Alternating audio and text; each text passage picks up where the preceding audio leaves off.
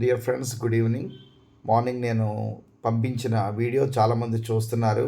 దయచేసి అందరికీ, గ్రూప్స్ అందరిలో మీ కాంటాక్ట్స్ అందరికీ పంపించండి, చూడమని చెప్పండి. ఎందుకంటే ఒక నెగిటివ్ ప్రోపగండా, ఇదే లాస్ట్ అవకాశము. ఇప్పుడు ప్రభుని ఒప్పుకోకపోతే ప్రభు పరలోకానికి తీసుకోడు. ఏంటి ఈ సర్టిఫికెట్లో ఈ వాలంటీర్ల దగ్గర కనీసం వాళ్ళ స్లిప్ కూడా ఇవ్వరు, స్క్రీన్ షాట్ కూడా తీసుకొని ఇవ్వరు. అటువంటి ఒక సర్వేలో క్రిస్టియన్ అని ఒప్పేసుకుంటే అక్కడ రాసేస్తే, లేకపోతే రాయకపోతే ప్రభు పరలోక రాజ్యానికి రానివ్వడు. ఇదేమన్నా ప్రోపగాండా? ప్రభుని బహిరంగంగా ఒప్పుకోవాలి, ప్రభుకు సాక్షిగా జీవించాలి. సర్టిఫికెట్లో ఇండియన్ క్రిస్టియన్ ఉన్నవాళ్ళు ప్రభుకు సాక్షిగా జీవిస్తున్నారా? అమెరికాలో అందరూ క్రిస్టియన్సే కదా మరి అయితే. ఇంగ్లాండ్లో చాలామంది పుట్టుకతో క్రైస్తవ్యమే కదా. యూరోప్ అంతా కూడా చాలా దేశాల్లో క్రిస్టియన్సే కదా. వాళ్ళందరూ ప్రభుకు సాక్షులుగానే జీవిస్తున్నారా? రాసా వాసా ఏం కావాలి? సరే, చాలామంది ఇండియన్ క్రిస్టియన్గా తమను తాము ప్రకటించేసుకుంటే అది నిజంగా సంఘ ఎదుగుదల,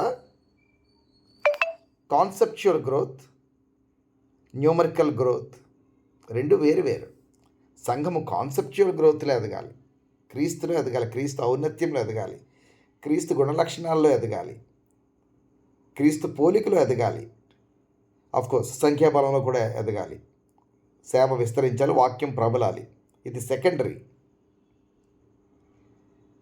ప్రాథమికంగా చేయవలసింది చేయకపోగా ఇటువంటి మోదీకో అమిత్ షాకో మెదడులో ఈ యొక్క పురుగు కదలగానే అందరూ నిరూపించేసుకోండి మీరు క్రైస్తవులని. దానివల్ల ప్రయోజనం లేదు. కాన్స్టాంటైన్ టైంలో మొత్తం రోమా క్యాథలిక్ సామ్రాజ్యం అంతా కూడా, అంటే ప్రపంచవ్యాప్త సామ్రాజ్యం అంతా కూడా, సామంతులు కింద ఉన్న దేశాల రాజులు అందరూ కూడా తమను తాము క్రైస్తవులుగా ప్రకటించేసుకుని అందరూ క్రైస్తవులు అయిపోయారు. ప్రపంచం అంతా క్రైస్తవం అయిపోయింది. ఏం ప్రయోజనమైంది? ఎన్ని అవలక్షణాలు, దుర్బోధలు, ఎన్ని wrong practices, including Christmas and Easter. ఎంత విగ్రహారాధన, ఎంత వాక్యానికి విపరీతమైన, వాక్యానికి అతీతమైన విషయాలు సంఘంలోకి వచ్చాయో కదా. సంఖ్యాపరంగా ఏదో నేను అంటే నేను క్రైస్తవుడిని అని చెప్పుకోవడం కాదు, దానివల్ల ప్రయోజనం తక్కువే. ఉదయం నేను ఎగ్జాంపుల్ ఇచ్చాను. Kerala, Delhi, Gujarat, Goa, Jharkhand Christian population. North ఈస్ట్లో చాలా చాలా చోట్ల యూత్ డ్రగ్స్లో ఉంటారు, so called Christians. Youth western devilish music సాంగ్స్కి చాలా ఎడిక్ట్ అయిపోయి ఉంటారు.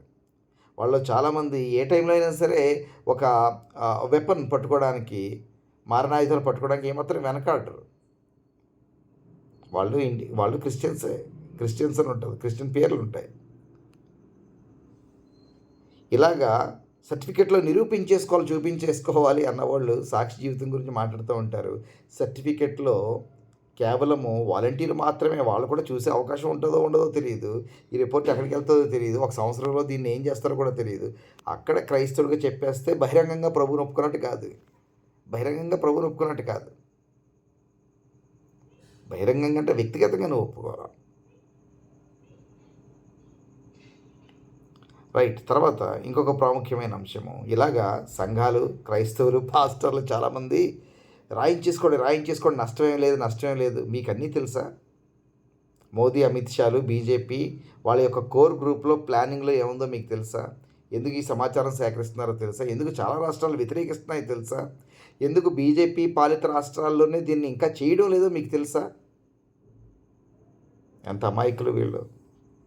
ఇప్పుడే వచ్చిందా మోదీ, అమిత్ షాల బుర్రలో ఈ పురుగు కదలగానే మీకు ప్రభుని మరి ఇన్ని సంవత్సరాలు సంఘాన్ని ఎందుకు మీరు ప్రశ్నించలేదు? ఇండియన్ క్రిస్టియన్ ఉన్న వాళ్ళే రండి చర్చికి, అటువంటి వాళ్ళే కానుకలు ఇవ్వండి. లేకపోతే ఒక సంవత్సరం మాత్రమే టైం ఇస్తున్నాం, మీ సర్టిఫికెట్లు మార్చుకుని మాత్రమే రండి అని మరి ముందు మీరు ఎందుకు చెప్పలే? ముందు సంఘాన్ని ఎందుకు మీరు ఆయత్తపరచలేదు? ఇప్పుడు రాకడా గుర్తు వచ్చేస్తుంది. మీరు ప్రభు రాకడలో ఉండరు, అంత్యక్రీస్తు పరిపాలన ఉండిపోతారని కూడా చాలామంది మాట్లాడేస్తున్నారు. ఇప్పుడే గుర్తొచ్చిందా? ఈ జనగణన అనేది ఏపీలో జరగడం మొదలుపెట్టినప్పుడే మీకు సంఘంలో ఇటువంటి విషయాలు ఉన్నాయని గుర్తొచ్చిందా? సర్టిఫికెట్లో ఇండియన్ క్రిస్టియన్ ఉన్న వాళ్ళందరూ కూడా ఎత్తపడిపోతారా? సర్టిఫికెట్లో ఒప్పేసుకుంటే ప్రభుని ఒప్పేసుకున్నట్టేనా?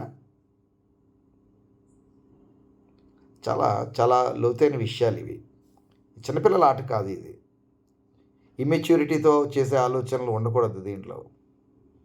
తర్వాత ఇంకొక ప్రధానమైన విషయము, ఈ అందరూ కూడా ఒప్పేసుకోవాలి, సర్టిఫికెట్లు అందరూ ఒప్పేసుకోవాలనుకునే వాళ్ళని, ఎందుకురా బాబు మీరు ఎలాగ పేచీ పెడుతున్నారు కొత్తగానంటే, అన్నా సమాధులకి స్థలాలు సరిపోవట్లేదు, ఎక్కువ మంది క్రైస్తవులు జనగణనలో కులగణనలో క్రైస్తవులుగా కనబడితే పెద్ద సమాధులతోటి ఇస్తారన్న. ఈ సమాధుల రాజకీయాలు, శవరాజకీయాలు క్రైస్తవ సంఘం నుంచి ఎప్పుడు పోతాయి? నీకు తెలుసా నువ్వు ఎక్కడ సమాధి చేయబడతావు? ఏ ఊరిలో నీకు మట్టి ఇవ్వబడుతుందో తెలుసా? అది భూకంపమో, అగ్ని ప్రమాదమో, ఫ్లైట్ ప్రమాదమో, ట్రైన్ ప్రమాదమో, నీ నీటిలో మునిగో నీకు తెలుసా? సమాధుల కోసం సిద్ధపడుతున్నారా? సమాధుల తోట కొరకా ఇదంతా? సమాధుల తోట కొరకు గవర్నమెంట్ ఎక్కువ స్థలం ఇవ్వాలని, ఎక్కువ మంది ఉన్నట్టుగా రాయించుకోవాలని అనుకుంటున్నారా? ఇది దీని వెనకాతల ఒక ఆలోచన. ఇదే అని చెప్పట్లేదు. రెండవది, ఎక్కువ మంది క్రైస్తవులు ఉన్నారని తెలిస్తే రాజకీయ నాయకులు కాళ్ళ బేరానికి వస్తారట. ఎవరి దగ్గరికి వస్తారు?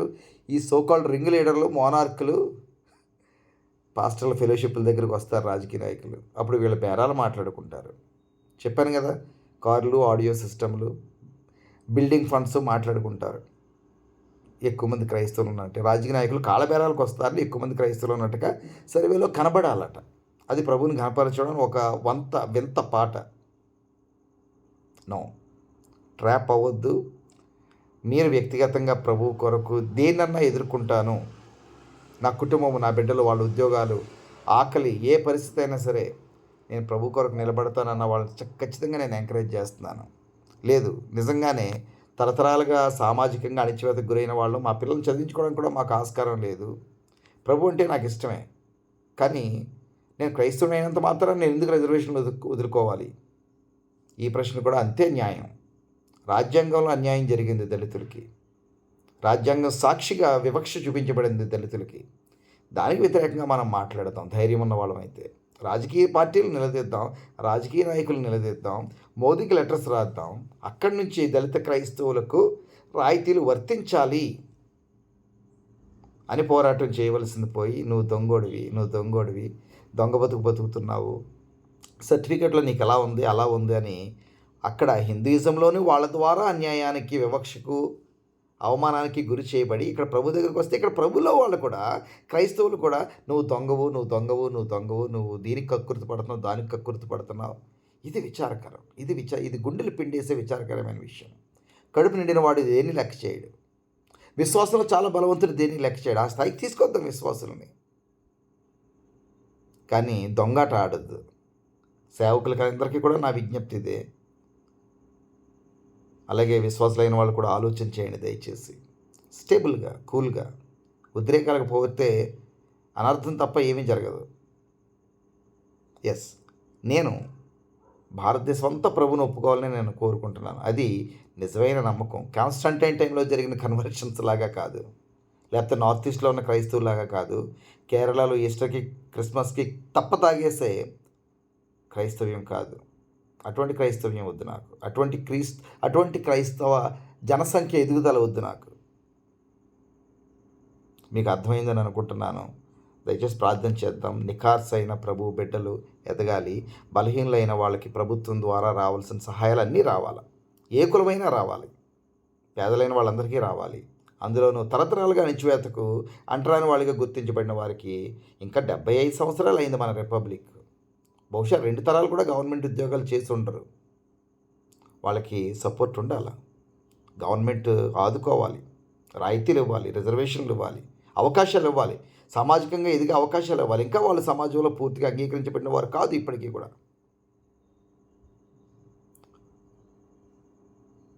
ప్రైవేట్లో వాళ్ళకి ఎవరు కూడా పిలిచి ఉద్యోగం ఇవ్వరు. వాళ్ళ ముఖాలు చాలామంది చూడరు. ఎందుకంటే ప్రైవేట్ వ్యాపార సామ్రాజ్యాలని కూడా అగ్రవర్ణాల వారి చేతుల్లోనే ఉంది. వాడుకుంటారు తప్ప గుర్తింపు, విలువ ఇవ్వరు. సమాజాన్ని చూద్దాము, రియాలిటీని చూద్దాము. వింతగా ఇవాళ సంఘం ఎత్తబడిపోతే మీరు ఎక్కడుండిపోతారో, మీరు ప్రభుని వ్యతిరేకించేస్తున్నారు కాదంటున్నారు. ఇవాళ మేలుకున్నారా పాస్టర్స్? కాబట్టి ప్రభు తన యొక్క కృపను మీ అందరికీ అనుగ్రహించుగాక. వాక్యాన్ని ఏ విధంగానైనా సరే ట్విస్ట్ చేసి కొంతమంది వాడేయగలరు. ఇవాళే అన్నీ గుర్తొచ్చేసినాయి. ఇవాళే ఈ సర్వే స్టార్ట్ అయిన తర్వాతే మొత్తం అన్ని వాక్యాలు చాలామందికి గుర్తొచ్చేస్తున్నాయి వరుస పెట్టి. నో, కాబట్టి ప్రార్థన చేద్దాము. ఆంధ్రప్రదేశ్ చాలా ప్రత్యేకంగా బీజేపీ యొక్క ప్రతి ఆలోచనను ఈ షాడో చీఫ్ మినిస్టర్ వెనకాతల ఉండి నడిపిస్తున్న అమిత్ షా ఎవరైతే ఉన్నాడో ఆ అమిత్ షాయే మనకు ముఖ్యమంత్రి అని చాలాసార్లు చెప్పాను నేను. ఇక్కడ కేవలం ఒక తొత్తుగా మాత్రమే ఒక వ్యక్తి కూర్చున్నాడు సీఎం కుర్చీలో. బీజేపీ యొక్క ప్రతి ఆలోచన ఆంధ్ర రాష్ట్రంలో నెరవేరుతుంది. ఆంధ్ర రాష్ట్రంలో ముందు నుంచి వాళ్ళు ఎప్పటి నుంచో టార్గెట్ చేశారు. రాజశేఖర రెడ్డి టైం నుంచి టార్గెట్ చేశారు. చాలా కన్వర్షన్స్ జరిగిపోతున్నాయి. రాజశేఖర రెడ్డి హెల్ప్ చేస్తున్నాడు కన్వర్షన్స్ కోసం అని.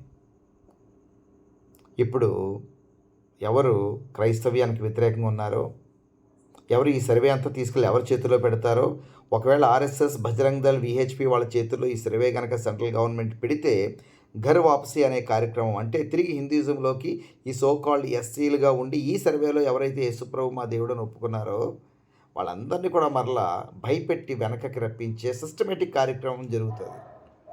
దానికోసం ఇది బీసీసీల గురించి కాదు, ఓసీల గురించి కాదు. దయచేసి అర్థం చేసుకోండి, ఆవేశపడొద్దు. ఈ సర్వే డీటెయిల్స్ అన్నీ కూడా పట్టుకుని వెళ్ళి గ్రామాల వారీగా బజరంగ్ దళ్, ఆర్ఎస్ఎస్, విహెచ్పి వాళ్ళు మరలా ఘర్ వాపసీ కార్యక్రమాలు ఎస్సీ పేటల్లో చేస్తారు, భయపెట్టి చేస్తారు. ఇది ఒక తంతు, ఇది ఒక కుట్ర. దీనిలో పాస్టర్లు పావులుగా అయిపోయి మోదీ, అమిత్ షా చాలా మంచోళ్ళు అయిపోయి మనకు ఫ్రీడమ్ ఇచ్చేసారు, కన్ఫెస్ చేసేసుకోండి అని చెప్పడం అది తొందరపాటే. దయచేసి ఆలోచించేయండి. Thank you all. God be with you. Good night.